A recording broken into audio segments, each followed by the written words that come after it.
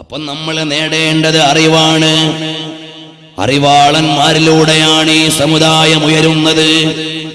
അറിവിന്റെ നിധിയും കണിയും വിരിച്ചു വെച്ചപ്പോഴാണ് ലോകത്ത് മുഴുവനും അല്ലാഹുവിന്റെ മതം സാമ്പ്രദായികമായും സാങ്കേതികമായും എല്ലാം ഉയരുന്നത്. പരിശുദ്ധമായ ഇസ്ലാമിക രാജ്യങ്ങളെ രാഷ്ട്രീയമായി ആക്രമിക്കാൻ വന്ന ചില ഭരണകൂടങ്ങൾക്കെതിരെ രാഷ്ട്രീയ രാജ്യങ്ങൾ എതിർത്തിട്ടുണ്ടാകാം.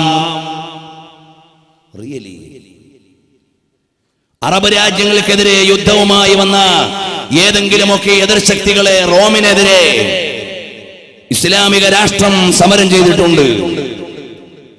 നമുക്കറിയാം, ഇന്ന് നമ്മൾ ഒരുപാട് ചരിത്രം വായിച്ചുകൊണ്ടിരിക്കുന്ന സിറിയയുടെയും ലിബിയയുടെയും ഈജിപ്തിന്റെയും അതുപോലെയുള്ള അറബ് ഇസ്ലാമിക രാജ്യങ്ങളെ വായിച്ചാൽ ഇന്നലകളിൽ റോമുമായി പോരാട്ടം നടത്തിയതിന്റെ കഥ പറയാനുണ്ട്. രാഷ്ട്രീയപരമായ ഒരു രാജ്യത്തിനെതിരെ നിലകൊള്ളുവാൻ ഒരു ഭരണ സംവിധാനത്തിന് കഴിഞ്ഞിട്ടുണ്ടാകാം. പക്ഷേ ഒരു ഐഡിയോളജിക്കൽ ക്ലാഷ്, ആദർശപരമായ ഒരു എതിർപ്പ് ഇസ്ലാം നേരിടേണ്ടി വരുമ്പോൾ ആരാണതിന് മറുപടി നൽകുന്നത്? ആരാണ്? അല്ലാഹുവിന്റെ മതത്തിനെതിരെ ആദർശ യുദ്ധം വരുമ്പോൾ അതിന് മറുപടി പറയുന്നത് ആരാണ്? അത് രാഷ്ട്രീയപരമായി അധികാരമുള്ളവരല്ല, ആലിമീങ്ങളാണ്. ഓരോ പണ്ഡിതന്മാരുടെയും കാലഘട്ടങ്ങളിൽ മഹാന്മാരായ ആലിമീങ്ങളുടെ ദൗത്യം എന്തായിരുന്നു? അതാത് കാലഘട്ടങ്ങളിൽ ഇസ്ലാമിക് തിയോളജിക്കെതിരെ വരുന്ന ബൗദ്ധികമായ ഗണ്ണനങ്ങളെ സമർത്ഥമായി ചെറുത്തു തോൽപ്പിച്ചവരാണ് നമ്മുടെ പണ്ഡിതന്മാർ. അബൂ ഹനീഫ ഇമാം റളിയല്ലാഹു അൻഹുവിന്റെ കാലത്ത് നിരീശ്വരവാദം കൊടികുത്തി വാഴാൻ ശ്രമിക്കുകയാണ്. മഹാനവറുകൾ നിരീശ്വരവാദികളുമായി ഗണ്ണനം നടത്തുകയാണ്. അവരുടെ കേവല ഭൗതികവാദത്തെ നയപരമായി സംവാദം നടത്തിയിട്ട് പരാജയപ്പെടുത്തിയ മഹാനാണ് ഇമാമുൽ മുസ്ലിമീന അബൂ ഹനീഫ. കായാതി സബൂരി അല സഹീഫ. മഹാനായ അബൂ ഹനീഫ ഇമാം റളിയല്ലാഹു അൻഹു ആ കാലഘട്ടത്തിലെ നിരീശ്വരവാദികൾക്ക് ഗണ്ണനം പറഞ്ഞ മഹാനാണ്.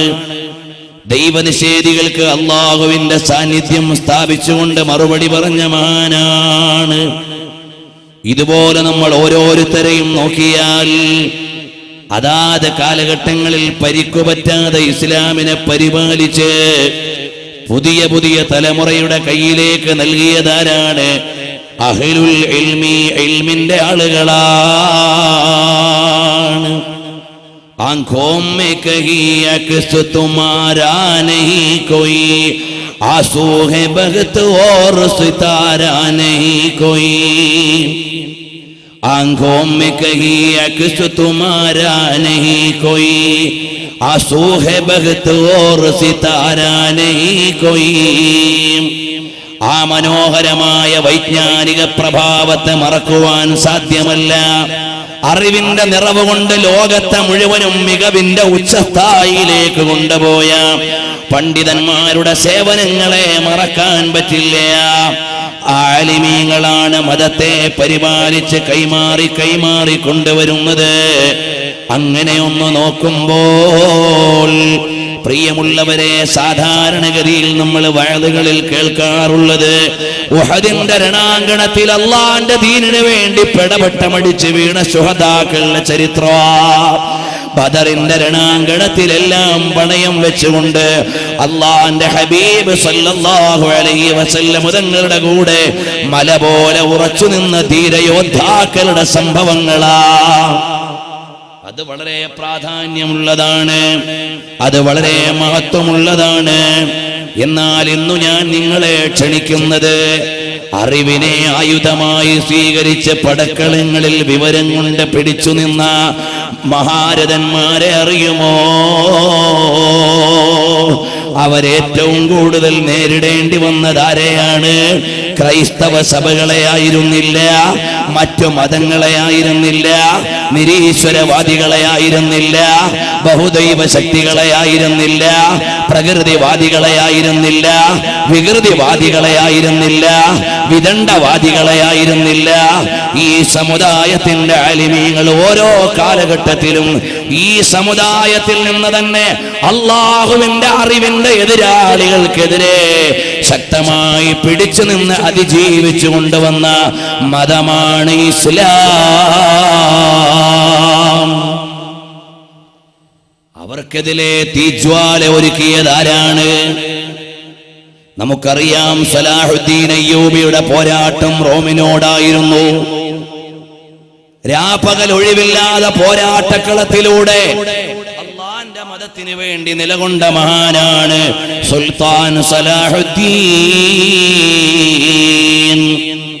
സുൽത്താൻ സലാഹുദ്ദീൻ അയ്യൂബി ആരാണ്? ഫാത്തിഹുൽ ഖുദ്സാണ്, ബൈത്തുൽ മുഖദ്ദസിന്റെ വിമോചകനാണ്. ഒരു വെള്ളിയാഴ്ച രാവിൽ ഖുദ്സ് മോചിപ്പിച്ചുകൊണ്ട് സുജൂദിൽ കിടക്കുന്ന സലാഹുദ്ദീൻ അയ്യൂബിയെ വായിക്കുമ്പോൾ നമ്മുടെ ശരീരം മുഴുവനും കോരിത്തരിക്കുകയാണ്. ആത്മാവ് അവാച്യമായ ഒരു അനുഭൂതിയിലേക്ക് ഉയരുകയാണ്. കാരണം സുൽത്താൻ സലാഹുദ്ദീൻ തങ്ങളുടെ സേവനം വലുതാണ്.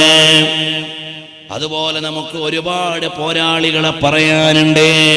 ബദറിന്റെയും ഉഹദിന്റെയും ഖന്തഖിന്റെയും ഹുനൈനിന്റെയും ഖൈബറിന്റെയും അതുപോലെയുള്ള യുദ്ധക്കളങ്ങളിൽ ഞെട്ടറ്റ് വീണ മഹാന്മാരായ ശുഹദാക്കളെ പറയാനുണ്ടെങ്കിൽ അവരെല്ലാവരും ഒന്നുകിൽ ബഹുദൈവാരാധകർക്കെതിരെയാണ്, അല്ലെങ്കിൽ അഗ്നി ആരാധകർക്കെതിരെയാണ്, ഒരുപക്ഷെ ജൂതന്മാർക്ക് എതിരെയാണ്, അല്ലെങ്കിൽ ക്രൈസ്തവ വിശ്വാസങ്ങൾക്കെതിരെയാണ്. നമ്മൾ പറഞ്ഞ പടക്കളങ്ങളിലുള്ള യോദ്ധാക്കളെല്ലാം വന്നതെങ്കിൽ ഈ സമുദായത്തിന്റെ 1000 ആലിമീങ്ങൾ ഈ സമുദായത്തിന്റെ പേരിലുള്ള വിദണ്ഡ ശക്തികളുടെ വാൾത്തലപ്പത്ത് മരിച്ചു വീണ സംഭവങ്ങളുടെ പരമ്പര അറിയുമോ?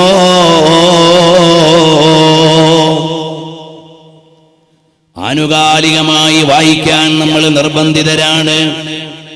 കാരണം ആലിമീങ്ങളിലൂടെ നിലനിൽക്കുന്ന പരിശുദ്ധമായ ഇസ്ലാം മഹാന്മാരായ സ്വഹാബത്തിന്റെ ജീവിതം മുതൽ തുടങ്ങിയാൽ മഹാനായ സയ്യിദുനാ അബൂദർ അൽ ഗിഫാരി, അബൂദർ അൽ ഗിഫാരി റളിയല്ലാഹു അൻഹുവിനെ അറിയുമോ? ആരാണ്? ഗിഫാർ ഗോത്രത്തിന്റെ നേതാവാണ്. സമ്പന്നതയിൽ വലിയ കുറവൊന്നുമില്ലാത്ത ആളാണ്. അല്ലാഹുവിന്റെ ഹബീബ് സല്ലല്ലാഹു അലൈഹി വസല്ലം തങ്ങൾ ആകാശത്തിന് കീഴെയുള്ള ഏറ്റവും വലിയ സത്യവാൻ എന്ന വിശേഷണം നൽകിയ മഹാനാണ്. പുണ്യനബി സല്ലല്ലാഹു അലൈഹി വസല്ലം തങ്ങളുടെ പാഠശാലയിൽ ഇരുന്നുകൊണ്ട് അറിവിന്റെ നിറവുകളെ ഹൃദയത്തിലേക്ക് ഏറ്റെടുക്കാൻ നിയോഗം ലഭിച്ച മഹാനാണ്. ആ മഹാനായ അബൂദർ അൽ ഗിഫാരി റളിയല്ലാഹു അൻഹു ഇസ്ലാമിക ഭരണകൂടം കാഴ്ചവെക്കുന്ന ചില നയനടപടികളെ ഇസ്ലാമികമായി നീതീകരിക്കാൻ പറ്റാതെ വന്നപ്പോൾ ഭരണകൂടവുമായി ബന്ധപ്പെട്ട ചില ആളുകൾ അതിക്രമങ്ങൾ ചെയ്തപ്പോ അറിവിനെ ആയുധമാക്കി അബൂദർ അൽ ഗിഫാരി പോരാട്ടം നടത്തുമ്പോൾ മഹാനായ അബൂദർ തങ്ങൾ പരിശുദ്ധരായ നബി സല്ലല്ലാഹു അലൈഹി വസല്ലം തങ്ങളുടെ സ്വഹാബിയാണ്. തബൂക്ക് യുദ്ധത്തിലേക്ക് ചില ആളുകൾ വൈകിയപ്പോ യുദ്ധത്തിന്റെ അന്ന് രാവിലെ മരുഭൂമിയുടെ അങ്ങ് അതാ ഒരു ചെറിയ പൊട്ട് കാണുന്നു. അള്ളാന്റെ ഹബീബ് പറയാണ്, കുൻ അബൂദർ, ഓ ആ വരുന്നത് അബൂദർ ആകട്ടെ. അത്രയും വലിയ സ്നേഹമുള്ള സഹാബിയാണ്. അള്ളാന്റെ ഹബീബ് സല്ലല്ലാഹു അലൈഹി വസല്ലം തങ്ങൾക്ക് ഇഷ്ടമുള്ള സഹാബിയാ. ആ സഹാബിയായ അബൂദർ അൽ ഗിഫാരി തങ്ങൾ രണ്ടാം ജംറയുടെ അടുത്തിരുന്നു കൊണ്ട് ജനങ്ങൾക്ക് ഫത്വ നൽകുമ്പോൾ ഒരുപാട് ആളുകൾ വന്ന് ചോദിക്കുന്നു, അബൂദർ തങ്ങളെ, ഞങ്ങളുടെ ഹജ്ജിന്റെ മസല എങ്ങനാ ഒന്ന് പറഞ്ഞു തരണേ. ഞങ്ങൾ ജംറ എറിയേണ്ടത് എങ്ങനാ ഒന്ന് പറഞ്ഞു തരണേ. ഞങ്ങൾ ഇഹ്റാമിൽ നിന്ന് ഒഴിവാകേണ്ടത് എങ്ങനാ ഒന്ന് പറഞ്ഞു തരണേ. ഞങ്ങൾ ഈ ഇഫാദത്തിന്റെ തവാഫ് ചെയ്യേണ്ടത് എങ്ങനാ ഒന്ന് പറഞ്ഞു തരണേ.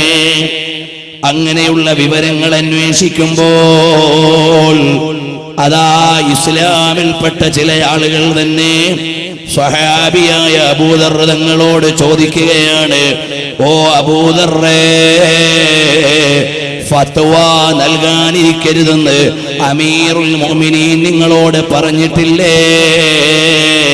അതുകൊണ്ട് മൊയ്ലിയാരുടെ പണി നിർത്തിയിട്ട് പോയിക്കൂടെ എന്ന് ചോദിക്കുമ്പോ മഹാനായ അബൂദർ ഗിഫാരി റളിയല്ലാഹു അൻഹു പറയാണ്, എന്റെയും നിങ്ങളുടെയും നേതാവായ മദീനായുടെ മണൽപ്പരപ്പിൽ ഉമ്മ വച്ചുറങ്ങുന്ന നമ്മുടെ ആത്മാവിന്റെ അനന്തമായ അനുരാഗത്തിന്റെ ആത്മപ്രപഞ്ചത്തിലേക്ക് ലോക ജനകോടികൾ മാടി വിളിച്ചിട്ട് സദ്യ ഒരുക്കിയ അത്യുജ്വലമായ നബിഭാവത്തിന്റെ സാന്നിധ്യമറിഞ്ഞ മഹാൻ അബൂദർ ഗിഫാരി തങ്ങൾ ചോദിക്കുകയാണ്, അല്ലയോ സഹോദരാ, ഈർച്ചവാൾ കൊണ്ടുവന്ന് എന്റെ മൂർധാവിൽ വെച്ചിട്ട് പറഞ്ഞാലും അള്ളാന്റെ ഹബീബ് പറഞ്ഞ അറിവ് മറച്ചു വെക്കാൻ ഈ അബൂദറിന് സാധ്യമല്ല.